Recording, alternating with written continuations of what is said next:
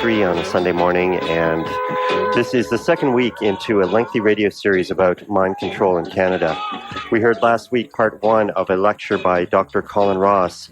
This week we'll hear part 2 of that 3-part lecture. Dr. Ross is a Canadian psychiatrist working with survivors of dissociative identity disorder. He has also researched and documented the CIA's history of mind control experimentation. Everything in this lecture he has proven through the CIA's own documents obtained through the Freedom of Information Act. Once again, here is Dr. Colin Ross on CKLN. Loretta Bender describes giving 150 micrograms of LSD per day to children aged 7 to 11 years of age for days, weeks, months, and in some cases even years in a row. And this is discussed at a CIA-sponsored symposium on LSD. This would not get through an ethics committee. Paul Hawk. Anybody ever heard of a disorder called borderline personality disorder? Hawk and Politan, 1949, Psychiatric Quarterly. Pseudoneurotic forms of schizophrenia. These people are on the borderline between psychosis and neurosis and schizophrenia. We call it pseudoneurotic schizophrenia because they're on the borderline. It's one of the reasons why the word borderline caught on. Well, he did hallucinogen research in New York for the military and had one unfortunate complication and side effect. He killed Harold Blauer, a tennis pro, in 1953 with an injection of Army mescaline. And the family was eventually compensated for that. And he's big time connected into all of the hallucinogen research by the military and the CIA, and is at many different CIA-sponsored conferences. Ewan Cameron, former head of the Quebec Psychiatric Association, the Canadian Psychiatric Association, the American Psychiatric Association, the World Psychiatric Association, in fact, the founder of the World Psychiatric Association, and also one time president of the Society for Biological Psychiatry. As politically connected a guy as ever existed in the entire field of psychiatry in the 20th century, with his obituary in the American Journal of Psychiatry, funded through MKULTRA and the Human Ecology Foundation, did LSD and other hallucinogen research funded by Canadian military and the CIA, and was successfully sued. He had already died. The CIA was settled out of court, actually. It wasn't a successful suit, technically, with 8 of his patients who had been victims of experimentation that was first funded directly by the CIA through the Human Ecology and then by the Canadian government. When one of his subjects is called, one of his papers published in the American Journal of Psychiatry is on psychic driving. Another is on production of differential amnesia in schizophrenia.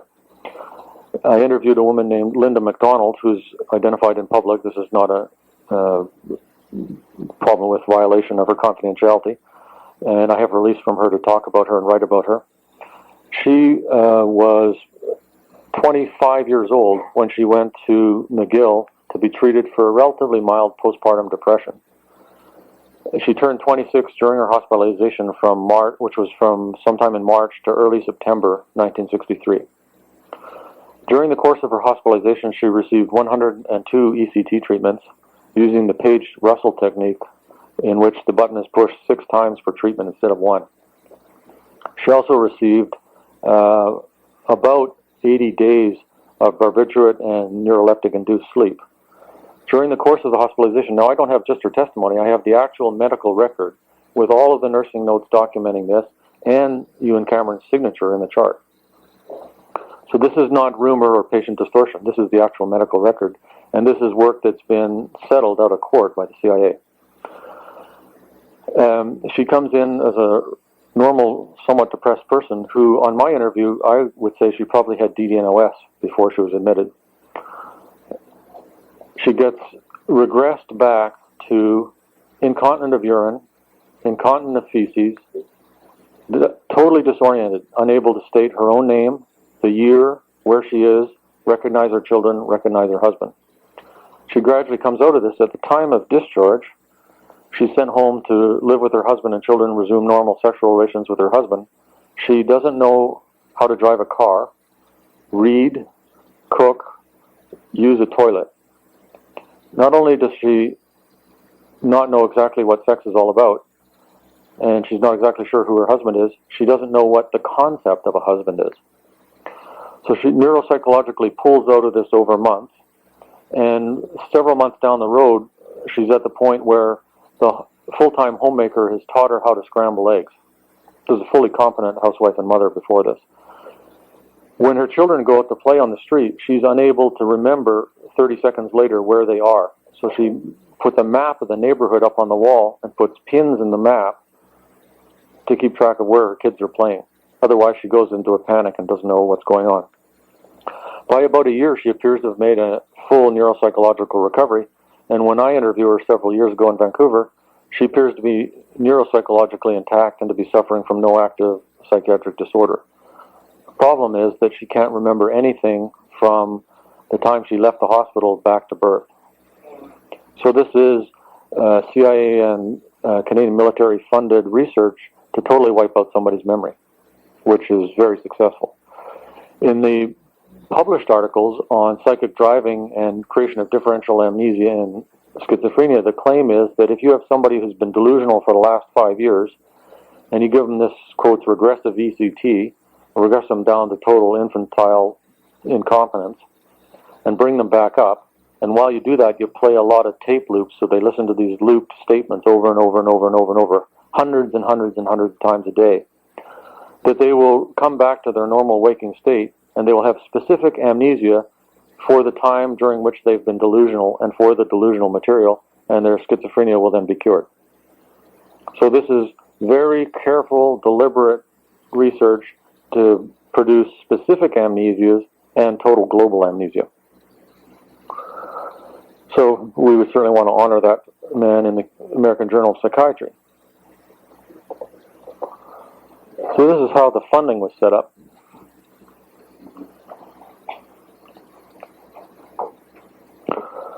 Okay, let's look at the network for both the creation of Manchurian candidates and the denial of the existence of Manchurian candidates. How is that structured? Because you would think it might be logical to have a disinformation program in place. It's a little, I think we can, Nancy, are you going to be the adjuster on the focus again there? It's a little drift on the focus there. It's always hard to tell from the front. Okay. Now, like any complex system, it's sort of arbitrary where you enter the system. But let's enter at MKULTRA, which we saw is connected to Bluebird and Artichoke. Both of those are connected to the CIA. The CIA is highly connected to military intelligence, structurally, committee cross-references, and cooperation in many of these documented mind control research projects. Okay, so in the Senate committee hearings in the 1970s about MKUltra, John Gittinger, who was the head PhD psychologist in MKUltra, testified that the creation of Manchurian candidates and the movie The Manchurian Candidate, which he referred to in his testimony, were just fiction. That's ridiculous, and that had never been done. But we see that MKUltra, on which he was the lead psychologist, was actually the administrative rollover from Bluebird and Artichoke, and we've just read material in which they explicitly are describing clear creation of Manchurian candidates, so it's not possible that he didn't know that. So the options here are either he was so out of it that he didn't realize that that was Manchurian candidates that were being created there, or he was somehow administratively out of the loop and never even looked at the Bluebird and Artichoke documents, which is fairly unbelievable, or it's deliberate disinformation. Well, let's go from the CIA up here to military intelligence over to Estabrooks. Okay, we've got Estabrooks actually creating Manchurian candidates. So that's Manchurian candidate creation, which goes back to Bluebird and Artichoke. So we've got that loop already discussed. Let's hop from CIA to Martin Orne. Well, we saw in the original list of MKUltra consultants that Martin Orne was funded through that and had top secret clearance. When you look at Martin Orne's CV, he lists in his CV numerous military intelligence funding sources, virtually all branches of the military, and he, in his publications, cites funding by Air Force, Army, I'm pretty sure, Office of Naval Research, etc., and human ecology. He also, a reliable source informed me that he also consulted the National Security Agency. So he basically consulted with all branches of the military, intelligence and civilian intelligence network. He also has taken the position since at least 1984 in public that multiple personality disorder is almost all the time a iatrogenic artifact. And he's debated this vociferously at the APA annual meetings from 1988 on, and has published a lot of discussion and commentary on this in the International Journal of Clinical Experimental Hypnosis. So his basic position is that MPD is created by the therapist. Now, why would he think this and believe this, given that he's totally connected into military intelligence? He's one of the leading experts in hypnosis. He's a friend of, correspondent of, he's edited by, and he references G.H. Esterbrook, who is also one of the leading hypnosis experts at the same time, also is tightly tied into military intelligence. And Esterbrook knows those other people like Milton Erickson and Hilgard, who are all totally interconnected by their common work and references. Well, Martin Orne might believe that all these civilian DID cases are actually iatrogenic DID because that's the universe he's grown up in. He can't step outside his own knowledge of the creation of Manchurian candidates by the military to conceive of the idea that it might arise naturalistically. So it's basically projection or lack of intellect. It's unlikely to be lack of intellect because Martin Orne does not lack intellect. The fact that he was too dumb to get it is totally implausible because he's a very bright guy. So that explanation we can rule out. And the other explanation is deliberate disinformation. There's no way to discriminate between those hypotheses or test them with the available data. Okay, so Martin Orne says that DID is iatrogenic. Oh, what's this thing over here? FMSF. False Memory Syndrome Foundation. Well, isn't this funny? Martin Orne is on the scientific advisory board of the False Memory Syndrome Foundation, and the False Memory Syndrome Foundation clearly promotes the idea that DID is either almost entirely or 100% entirely an iatrogenic artifact. Where does that take us down to? Oh, that takes us to Manchurian candidate denial.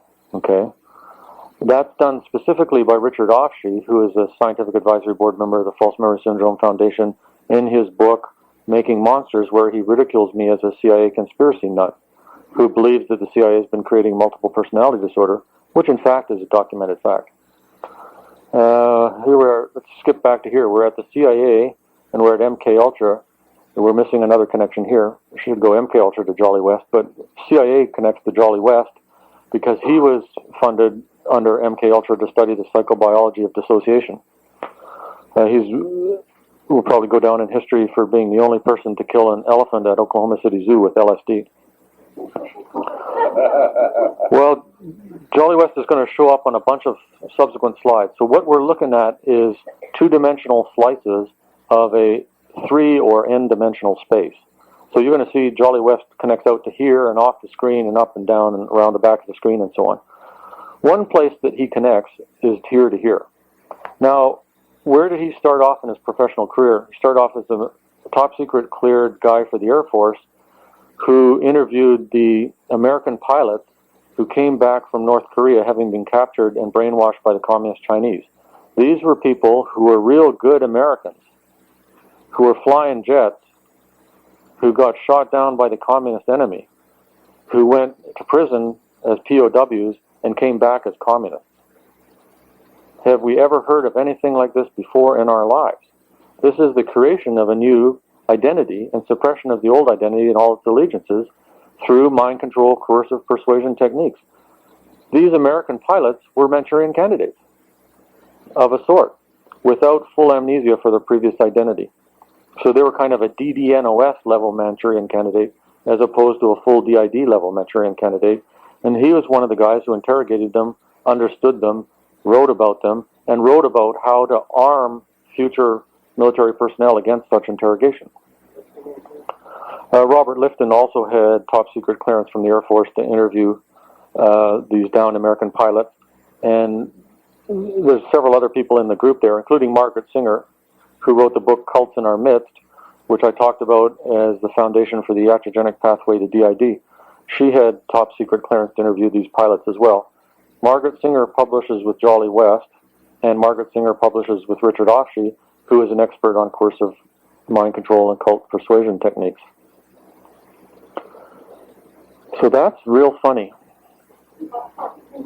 Okay, let's go to military intelligence, over to False Memory Syndrome Foundation. Who's that guy? Oh, what's that say there? Oh, it says Paul McHugh. Who's Paul McHugh? He's the guy who says that, who's chairman of psychiatry at Johns Hopkins, who says that 100% of cases of DID are iatrogenic, and says that all the dissociative disorders units should be shut down. And he's on the advisory board of the False Memory Syndrome Foundation.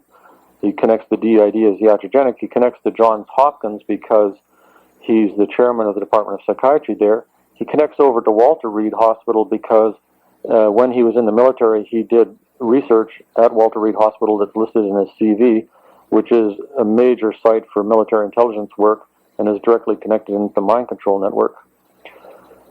Now, why do I have Johns Hopkins connected to MKUltra? Because a prior chairman of the Department of Psychiatry at Johns Hopkins named James Whitehorn was on the advisory board of the Human Ecology Foundation. There had top secret clearance and was witting that the Human Ecology Foundation was actually a funding fund for MKUltra. So one of his immediate predecessors was directly in network with top secret clearance. So again, we have, now the research in his CV, I haven't actually gotten the papers out and read it, that he did in the military doesn't look like mind control research. But then the whole question becomes, what are the hypotheses to account for his behavior? We have apparently a relatively bright guy who's head of department in one of the leading medical schools in the world who just doesn't get it. He thinks that all DID is iatrogenic. Is this because he's not smart enough? Doesn't seem to be a plausible explanation. Well, is it because of some sort of peculiarity of his personal experience in his psychology that we don't know about? Maybe. Maybe it's disinformation.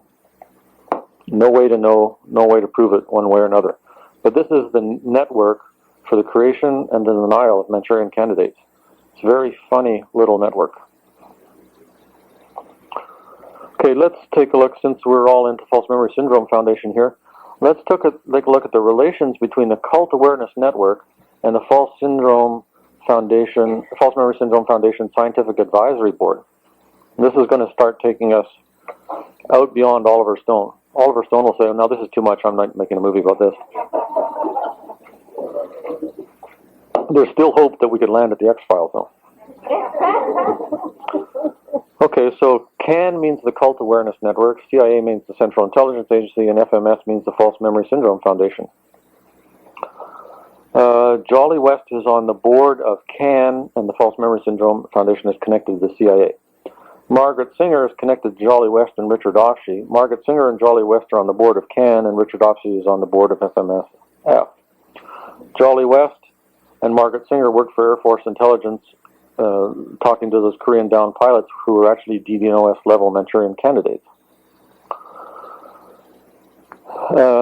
Leo Ryan, we're going to hear a bunch about Jonestown in a minute. Leo Ryan is the congressman who was killed at the airport in Jonestown at the same time as the mass suicide there, which was not actually a suicide. His daughter, Patricia Ryan, is very active in the Cult Awareness Network and recently received the Leo Ryan Award. So Leo Ryan connects to Jonestown. Jonestown connects up to the CIA through that loop because the CAN is interested in destructive cults and coercive persuasion. And I'm going to show you in subsequent slides the connections between Jonestown and the CIA.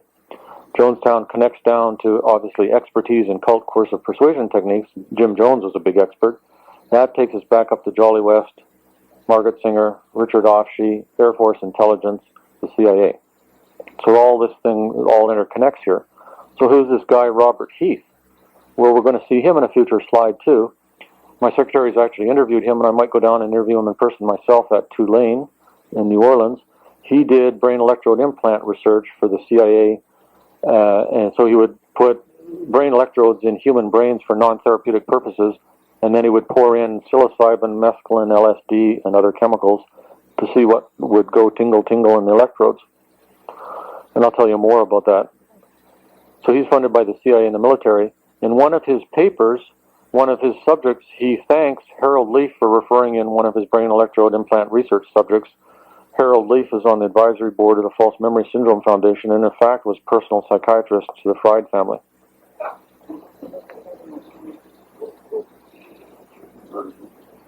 And all these guys know each other. I'm just giving you kind of a sketch of how this thing is constructed. Okay, so let's now take the step beyond Oliver Stone. This is the connections between Jonestown and the CIA. This is based on references that are in, I think it's the next slide, if I remember right. Okay, the center here is we're talking about the CIA with its interest in mind control. Now, according to this book, which is entitled Was Jonestown a CIA Medical Experiment by Michael Meiers, according to him, Jonestown was a CIA medical experiment. It was a mind control research site. So that seems preposterous and impossible to believe. What data and circumstantial evidence add up to that conclusion? Well, we know that Leo Ryan was connected to the CIA. How do we know that? Well, let's take a look over here in our package. We'll go back a few pages back from Hypnosis Comes of Age article. And here we have a letter from the Deputy Director of the Central Intelligence Agency dated 18th October 1978. Honorable Leo Ryan, House of Representatives, Washington, D.C. Dear Mr. Ryan, thank you for your letter of 27 September to Admiral Turner requesting confirmation or denial of the fact of CIA experiments using prisoners at the California Medical Facility at Vacaville. MKSEARCH site Principal Investigator James Hamilton. It is true that CIA sponsored, that's coming from me for somebody listening to the tape, not from the letter. It is true that CIA sponsored testing using volunteer inmates was conducted at that facility. The project was completed in 1968. A report setting forth the details of that testing has been released to the authorities at Vacaville and to the public. It is enclosed for your information and review. Your letter, the research, it says at the end of the paragraph, was related to learning enhancement using a well-known non-hallucinogen magnesium pemeline, which is Silert, which is used for ADD. Your letter referred to Donald DeFreeze, known as Sank, and Clifford Jefferson, both of whom were inmates at Vacaville. Insofar as our reports reflect the names of the participants, there is nothing to indicate that either was in any way involved in the project. You may wish to contact the authorities at Vacaville for further information. So Leo Ryan was corresponding directly with the CIA about some of its mind control research. He was also the father of pending legislation by which all CIA covert operations would be subject to direct congressional oversight from a budgetary point of view. I haven't got Charles Manson connected in. You got to go a long way out there to get all these connections. Is Charles Manson in Vacaville? Oh, I didn't know that's where he was. Okay, well, I'm going to tell you a bunch about Vacaville, so it's not surprising that he's at Vacaville. So Leo Ryan is really pestering the CIA to get all their covert operations under direct funding oversight and budgetary control of Congress. He is bugging the CIA about their mind control research. He's found out that Donald DeFreeze was at Vacaville at the same time as it was a research site. We've seen in other documentation that that's MKSEARCH and the investigator is James Hamilton, who had top secret clearance. Also, Leo Ryan was involved in Jonestown because he was killed at the airport. Well, that's very funny. How does Leo Ryan connect down to Patty Hearst? Patty Hearst was captured by the Symbionese Liberation Army, which was headed by Donald DeFreeze, whose code name was Sank. She was found guilty. She was actually a Manchurian candidate, a DDNOS level Manchurian candidate, who was captured. If you don't remember the story, she's the son of William Randolph Hearst, who ran the San Francisco Chronicle, that was running a whole lot of very critical articles about the People's Temple, Jim Jones's cult, while it was still in Ukiah.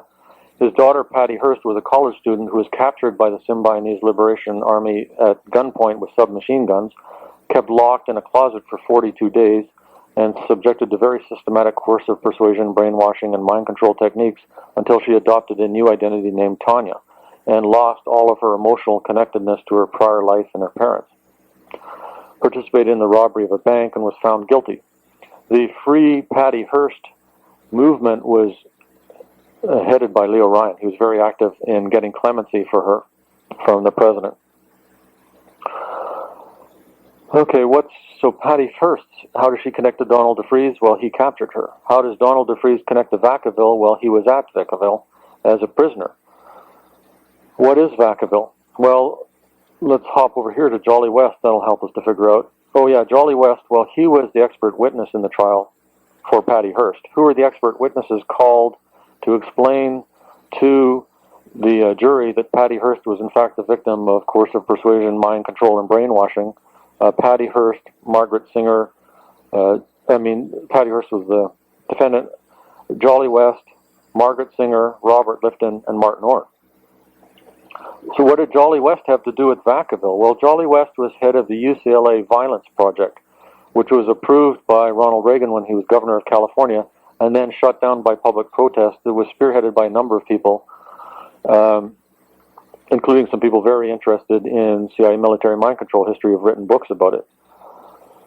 Well, the UCLA Violence Project, you're going to see in subsequent slides, but it included research and experimentation that was going to be done at Vacaville Prison, where they had the Maxi, which is the maximum security place for the most freaked out, behaviorally disturbed, psychotic, psychologically difficult inmates in the California prison system, which included Donald DeFreeze and Charles Manson, we hear.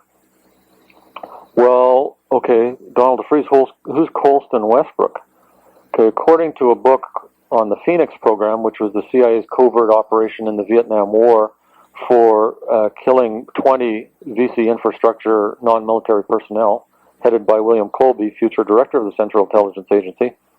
According to that book, Colston Westbrook was a CIA Psy-war expert in Vietnam who came back to the United States to Vacaville Prison under cover of the Black Cultural Association and used behavior modification techniques on Donald DeFreeze and gave him his codename Sank and devised the seven-headed logo of the Symbionese Liberation Army. Subsequent to this coercive persuasion work done on Donald DeFreeze by this Psy-war expert employed by the CIA in Vietnam, Donald DeFreeze was transferred to another location in the jail from which he very easily escaped the next day, only to go capture Patty Hearst and use very systematic and sophisticated mind control techniques on her, despite the fact that he was a functionally illiterate black person off the streets. And then two paperbacks, which are published by Avon Books, both of which are owned by the Hearst Corporation. Douglas Valentine, 1990, The Phoenix Program, New York, Avon Books, and the specific reference is page 337. Patty Hearst, 1982. The title of the book is Patty Hearst, Her Own Story, New York, Avon Books, pages 133 and 134. Now, the person who was going to ask the question as soon as we started, oh, here she's coming in, thanks. No, so we're going to get into Jonestown now, but did you have a question that you wanted to ask just before the break? Oh, Mark Lane. Oh, Mark Lane, yeah.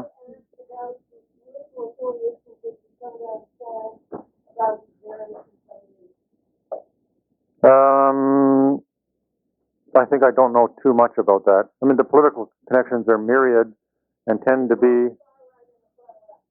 Right. The actors are either the far left or the far right. I agree with that. Okay, this is from this book was Jonestown-CIA Medical Experiment. This is some general background now. Okay, there's this guy, James Frank, who won the 1925 Nobel Prize in Physics, who came over to be part of the Manhattan Project, which created the atomic bomb.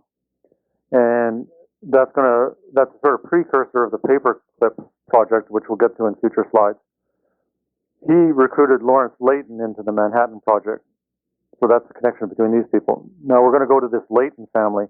This Hugo Philipp and Anita Lee Halbut married in Germany in 1914, and they moved to the United States. They had these two daughters, Eva and Lisa. And these are their, this is Lisa's birth date here.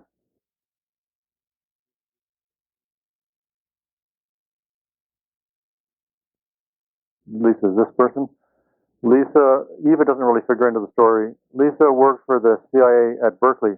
The author of this book was Jonestown, a CIA medical experiment, got all this information from the public record by just piecing it together. bit by bit by bit by bit. And the documentation and the references is pretty solid and convincing. So she worked for the CIA at Berkeley, and her job at the library, her job was to keep track of all the left-wing literature taken out of the library and the names of the people who took those books out and report that to the CIA. Berkeley's got a lot of really top-notch people at it, such as Richard Offshee. Lisa married Lawrence Layton, who was recruited to the Manhattan Project by James Frank. He later worked at Dugway Proving Ground, where radiation experiments were done, including release of radioactivity for wind dispersal over civilian populations. He was an expert in dispersal of biological and chemical weapons. And that Dugway Proving Ground was also one of the sites where Army LSD research was conducted. So this couple had 4 children. Deborah, who married Phil Blakey, she almost murdered him. Lawrence Jr., Annalisa, and Thomas. And these 2 are not so involved in the picture. Lawrence Jr. was on site at the People's Temple. Lisa was on site at the People's Temple in Jonestown in British Guiana. And Deborah was on site there. And she was the chief financial officer for the People's Temple operation.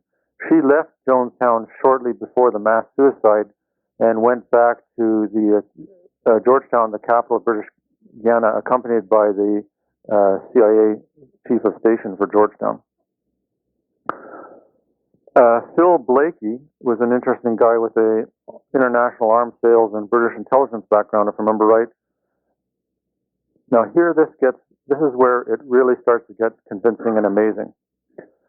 So we've all heard about Jonestown. We all know that Jim Jones had this group of people, and he was in Ukiah, California, and then all of a sudden he moved to the middle of the jungle in British Guiana. And I assume we all had the same experience I had. We just sort of take that at face value. Here's this nut. He moves down to the middle of the jungle in British Guiana, but like, how did he ever choose that location? Who scouted it out? Like, what about the logistics of getting all the lumber, all the oil drums, all the everything down to the middle of the jungle in British Guiana? You got to build an airport. You got to this is a huge, huge project. Well, it turns out that this wasn't just jungle before the People's Temple arrived. It was the Shalom Project from 1973 to 1975. Phil Blakey oversaw the engineering development of the site in its transition from the Shalom Project to the People's Temple. What was the Shalom Project? It was a CIA operation for training black mercenary guerrillas for operations in Angola. This was a CIA training site. This was not a random, unconnected site. That's just some general background.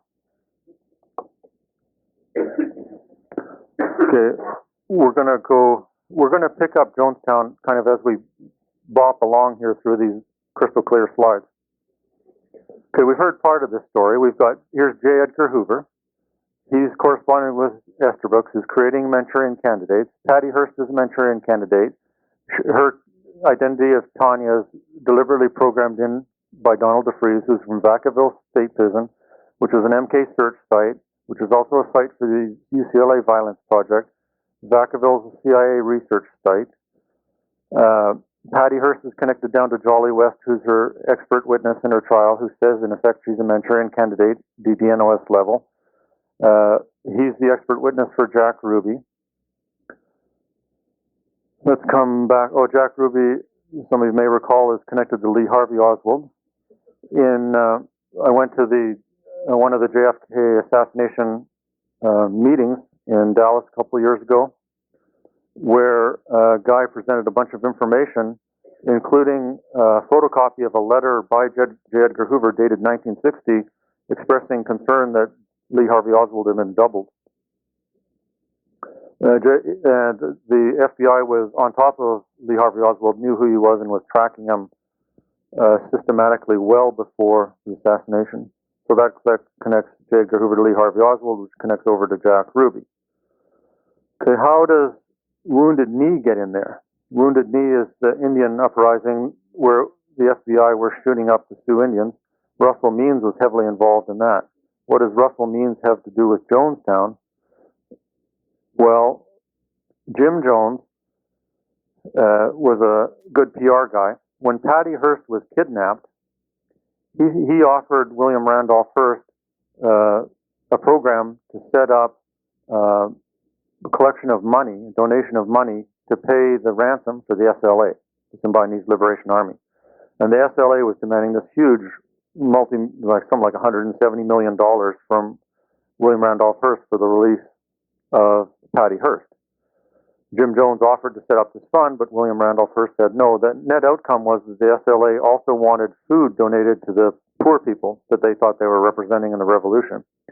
So a committee was set up to do food distribution financed by William Randolph Hearst. According to this book, the way that food distribution was done was Jim Jones got control of the mechanism, and he brought people from the People's Temple down to be the homeless and poor people who received the food. And the same food was redistributed around the network 6 times, constantly being picked up by new People's Temple people, taken back to the distribution point. So actually only 1/6 as much food was purchased as it appeared, and the rest was skimmed by the People's Temple. Russell Means was on the committee that oversaw this operation, and Russell Means' wife was bailed out of jail in Oregon the year before at a cost of $19,000 by Jim Jones. Who was working for Disney? Russell Means works for Walt Disney. Oh, that's nice to know. So this arrow actually goes over here to Mickey Mouse.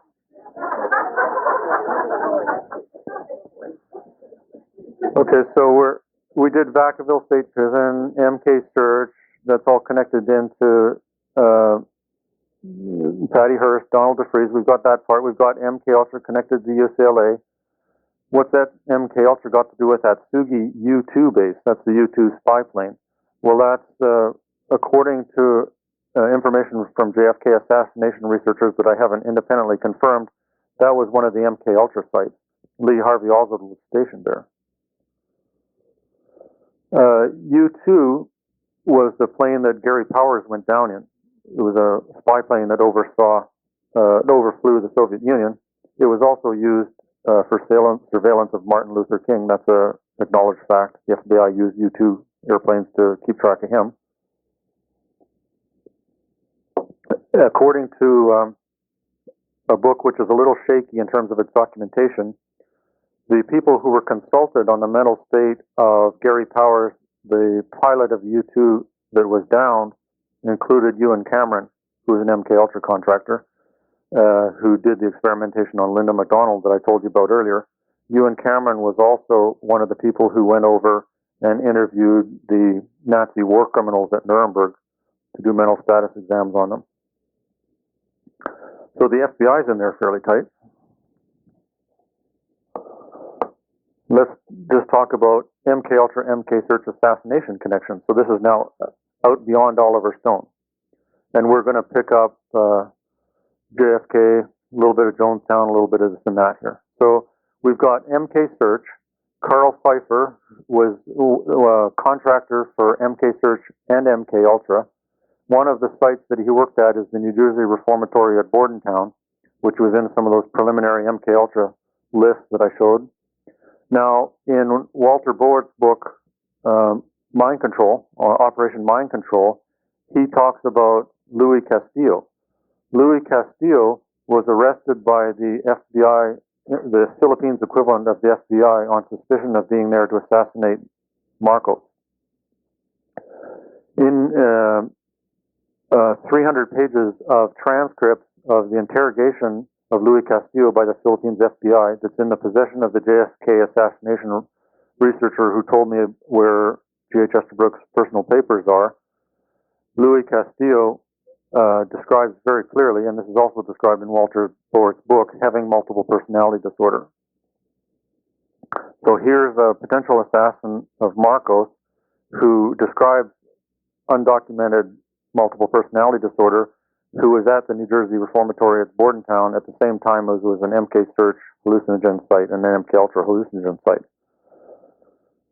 So we've got Lee Harvey Oswald, who's at Sugi Air Force Base, which is apparently an MKUltra research site, who's connected over to Jack Ruby, who's connected to Jolly West, who's an MKUltra contractor, who's the expert witness for Patty Hearst, who's Manchurian candidate identity Tanya is created by Donald DeFries from Vacaville State Prison, which is an MKSEARCH site, which takes us back to the New Jersey Reformatory at Bordentown.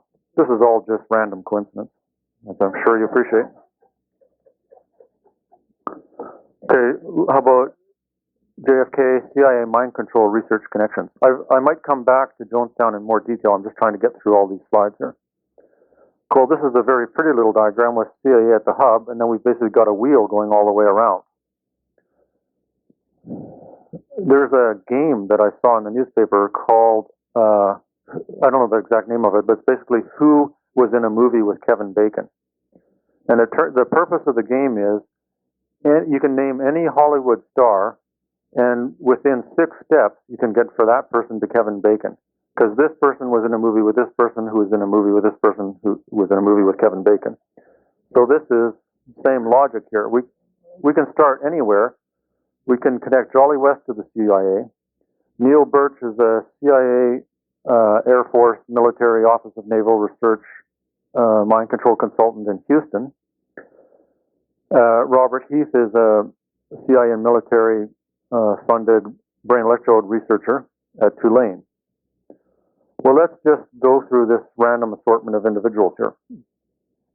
Okay, Robert Heath is doing brain electrode implant and other research for the CIA in Tulane.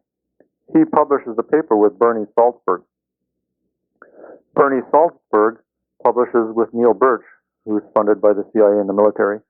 Neil Birch publishes an edited book. Contributor of a chapter to that book is Jolly West, who describes the UCLA violence project in the book edited by Neil West. Jolly West interviews Jack Ruby. Jack Ruby shoots Lee Harvey Oswald. Okay, well, that's interesting. That's the end of the story. Except, let's run back around this way. Robert Heath publishes with Francisco Silva, who's still alive, who I'm going to try and interview in Baton Rouge.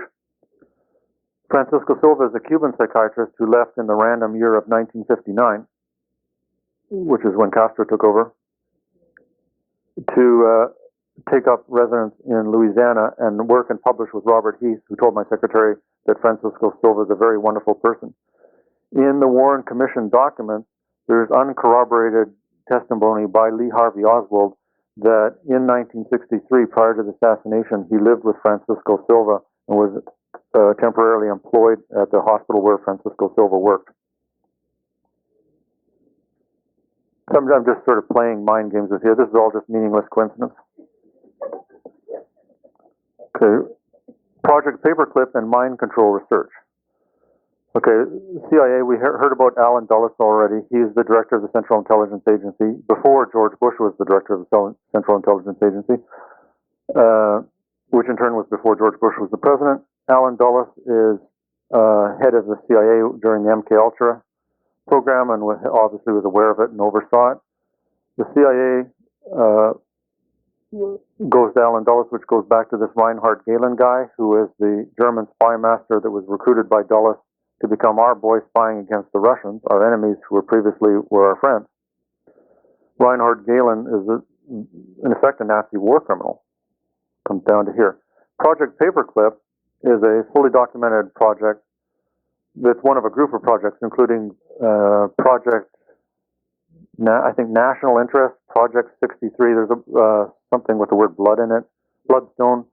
There's a bunch of other projects, but Paperclip is the best known one. There's several books about it. Project Paperclip is a program set up by the CIA and military intelligence to bring Nazi war criminals into the United States through a mechanism that rooted them around the State Department. State Department rules were that if you're a Nazi war criminal, you couldn't immigrate to the United States. But there was a mad scramble at the end of the Second World War involving the U.S., Canada, British, French, German, and Russian governments who were all scrambling to get their hands on German scientists. And there was all kinds of like recruiting drives and et cetera, et cetera. And American teams would actually go into like the Russian sector and go into a place where German scientists were being held and sneak those guys out of there. So it was quite an intense little party that was going on. In Project Paperclip, this is totally documented, all types of scientists were brought over to the United States. Film experts, ball bearing experts, lubricants, rockets, every aspect of science and technology of interest to the military. It included some somewhat obscure people like Wernher von Braun. Wernher von Braun was head of the rocket program.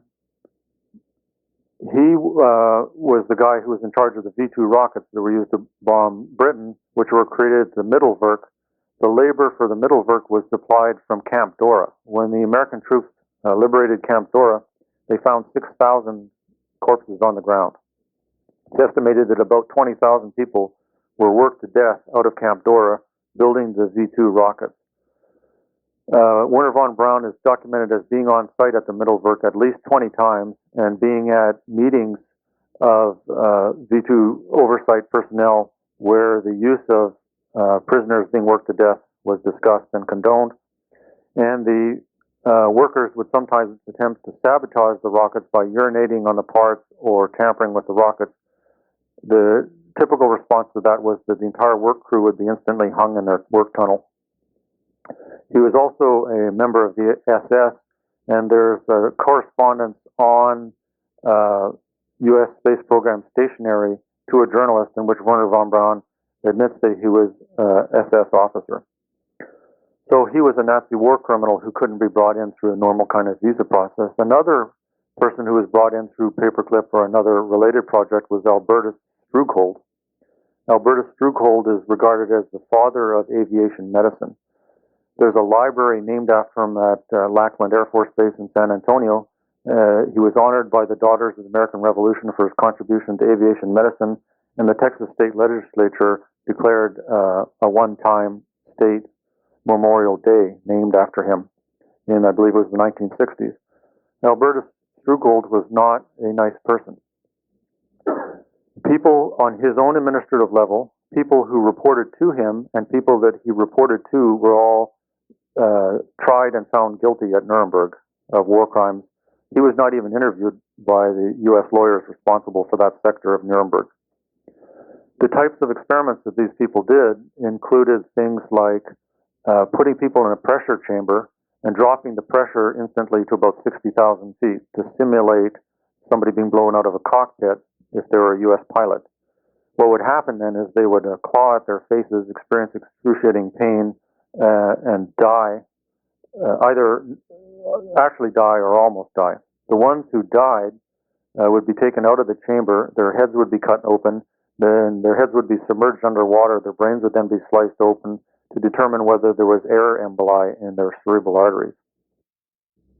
Another type of experiment done by these people was to attempt to find an antidote to seawater so that downed German pilots in the North Sea could drink seawater. So these people were given forced feedings of seawater for days on end, which then would be doctored with various different substances to see whether any of the substances would prevent the subjects from dying.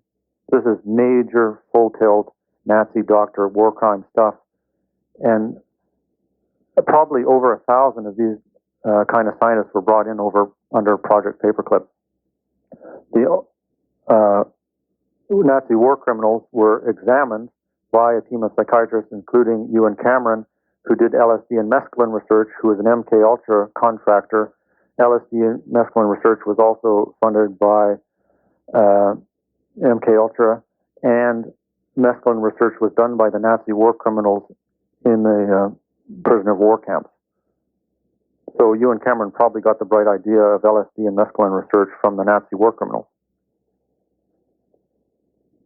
According to this book, which was not real rock solid in its documentation, he was still in network up in the early 1960s when the U-2 pilot went down.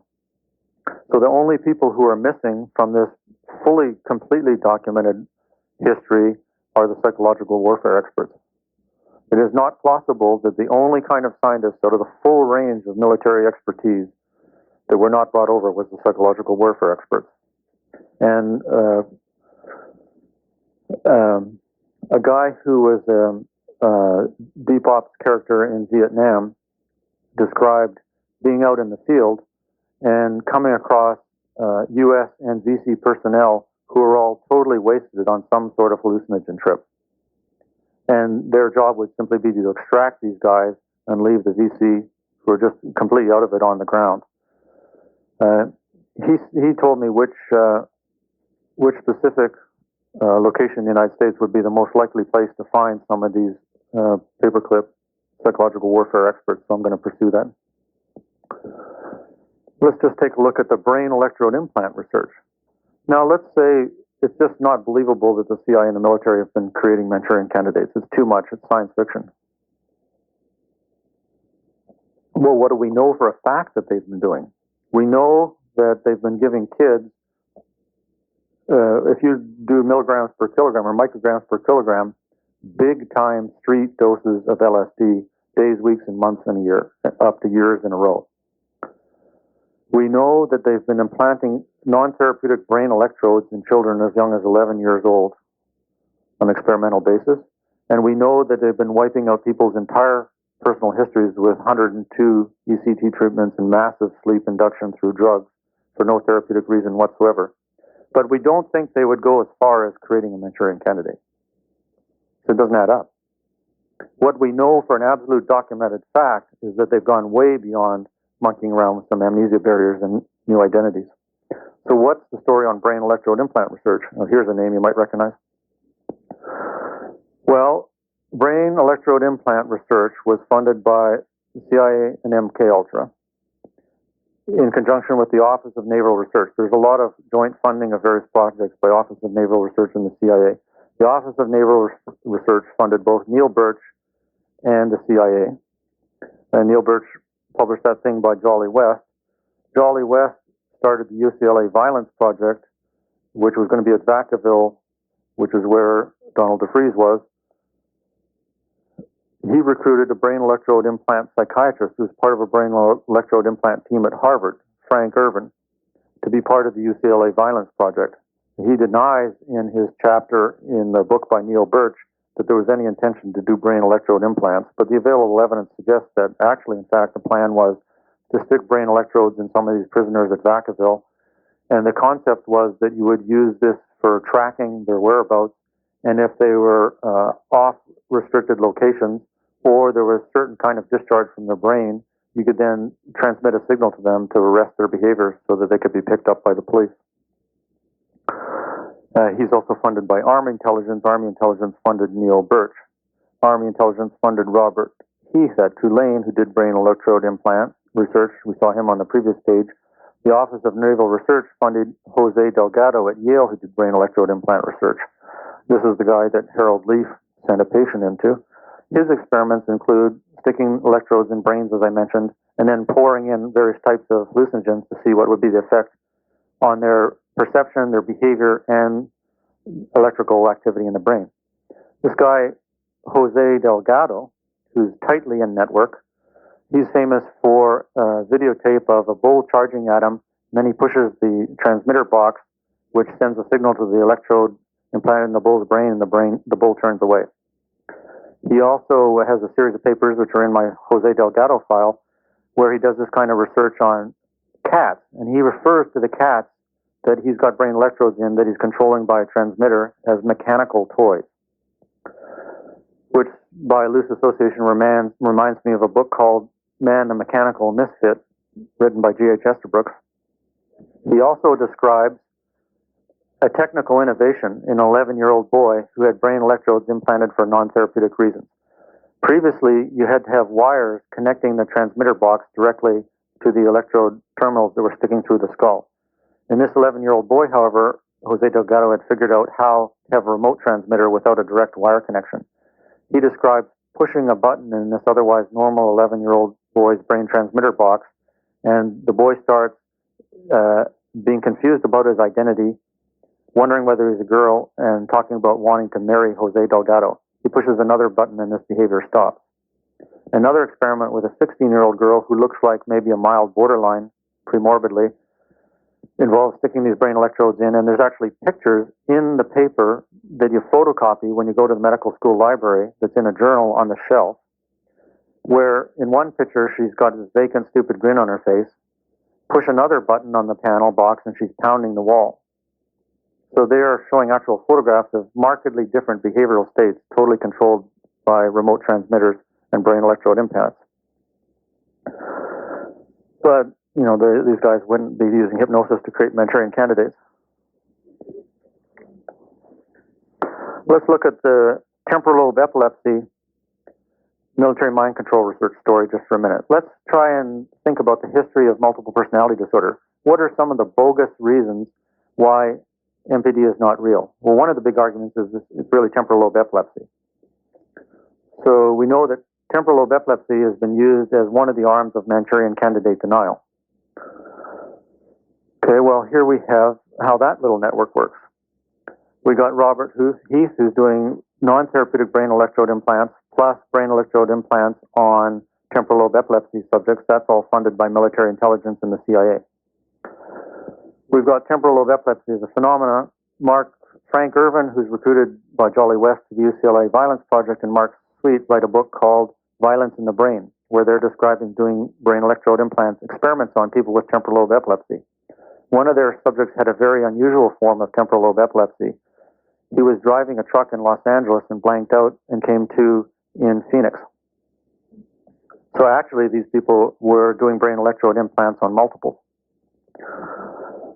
Jolly West said, well, it could be alcoholics, but the description, remember this guy drove a truck from UCLA to Phoenix. That's a little bit much for alcohol blackout.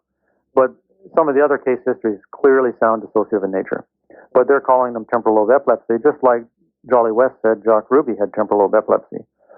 There's this misinformation in the literature that DID is actually due to temporal lobe epilepsy, and there's 9 authors of a series of papers in the early to mid-1980s pumping this DID as really temporal lobe epilepsy line. So this shows you how this research works, because I haven't done this, but the hypothesis is now these 9 authors are somehow going to be in network. So the odds are the 9 authors of the papers published in the 80s saying that DID is really just temporal lobe epilepsy. They're going to be in network in this mind control old boy network somehow. I just haven't researched that up. Okay, borderline personality disorder, when multiples are really just borderlines, is another backup strategy. How does borderline personality disorder tie up with military mind control research? Well, DID is iatrogenic. They're really just borderlines. Martin Orn says that. Richard Offshee says that. Martin Orn worked for MKULTRA. MKULTRA is connected to MK Naomi. MK Naomi was also conducted at Edgware Arsenal. Edgware Arsenal is a place where Amedeo Marazzi worked. Amedeo Marazzi did LSD research for the Air Force in Minnesota. And it was funded by Air Force Intelligence. Robert Heath also did LSD research.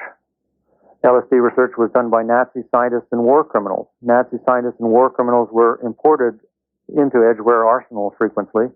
And one of the people that I researched was, I forget his first name now, Wagner Jorg, who